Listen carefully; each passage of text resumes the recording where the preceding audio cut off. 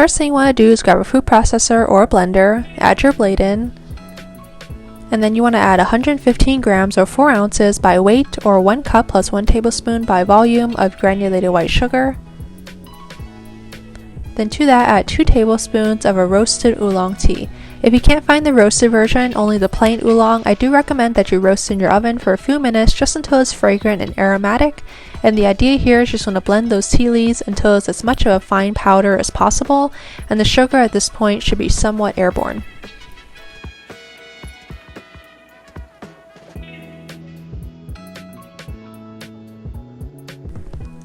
So once you have that mixture on your hands, you want to get started on your Madeleine batter. So in a large bowl, take 2 large room temperature eggs, and then you want to add your sugar and your tea leaf mixture that we just blended.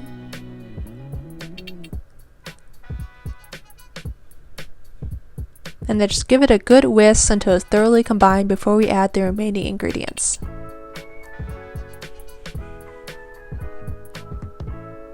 So now we're going to add 2 teaspoons or 30 grams of honey, along with 1/3 of a cup or 80 ml of lukewarm milk that's preferably around 68 degrees Fahrenheit or 20 degrees Celsius.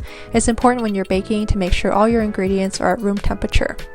So now I'm just going to add my dry ingredients, so it's 1.5 cups or 180 grams of all-purpose flour, along with 1.5 teaspoons or 6 grams of baking powder, and a couple tablespoons of a black sesame powder that I was able to find at my local Asian supermarket.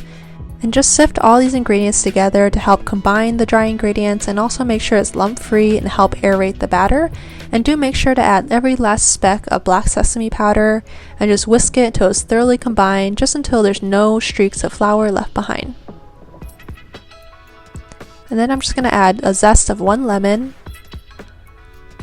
along with 1 teaspoon or 5 ml of a pure vanilla extract, and 250 grams or 9 ounces of butter that's melted and cooled.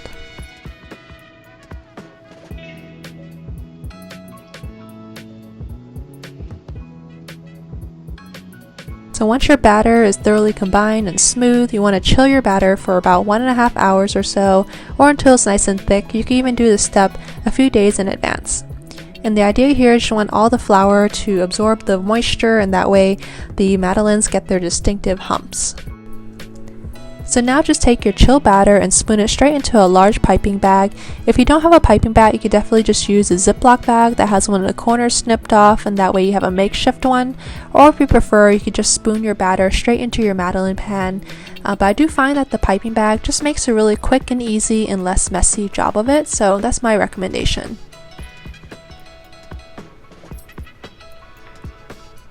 The most important thing as you're piping your Madeleine batter into your pan is that your pan is thoroughly greased with some melted butter and also a light dusting of flour, just to make sure it does not stick.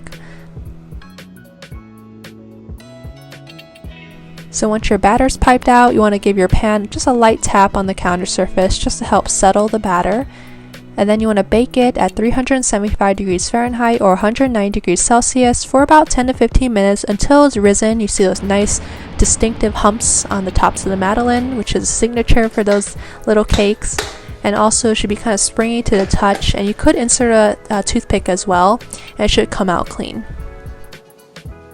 And immediately you want to tap them out onto your counter surface just to prevent over baking, like any carryover cooking. And also just to make sure your madeleines are nice and moist and tender.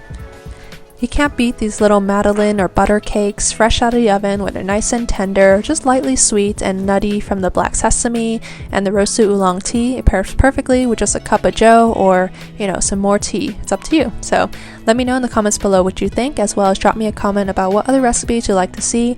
Make sure to hit subscribe for new recipes every week, as well as the notification bell to get notified. And don't forget, of course, to smash the like button. So I'll see you back here next time. Bye.